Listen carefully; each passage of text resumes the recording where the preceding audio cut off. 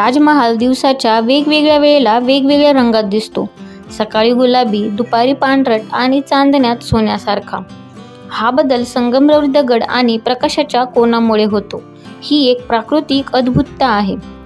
ताजमहल कितीही बाजूने पाहिले तरी ते पूर्णपणे एकसारखे दिसते. त्याचा प्रत्येक भाग, कमानी, मिनार आणि फुलांची नक्षीही मिलीमीटरने जुळवलेली आहे. ताजमहालचे चारही मिनार थोडेसे बाहेर वळलेले आहेत. हे मुद्दाम केले गेले आहे, कारण भूकंप झाला तर ते गंबजावर न पडता दूर कोसळतील. हे प्राचीन इंजिनिअरिंगचे अद्वितीय उदाहरण आहे. असे मानले जाते की शहाजहानने स्वतःसाठी यमुनेच्या दुसऱ्या किनाऱ्यावर काळ्या संगमरवराचा ताजमहल बांधायचा विचार केला होता, पण त्याच्या मुलाने त्याला कैद केले आणि ही कल्पना स्वप्नातच राहिली. ताजमहालाच्या काही भागात पूर्वी सोनेरी पत्रे, हिरे आणि रत्न बसवले होते, जे नंतर इंग्रजांच्या काळात चोरी झाले. आजही काही जागांवर त्यांची कोरीव जागा दिसते.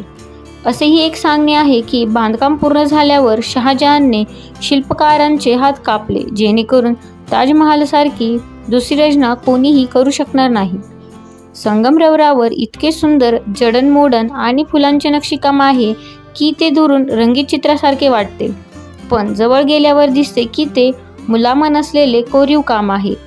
ही एक स्मारक समाधी आहे, जिथे शहाजहान आणि मुमताज यांची खरी समाधी मखराच्या खालच्या गुप्त खोलीत आहे, जी सर्वसामान्यांना दिसत नाही.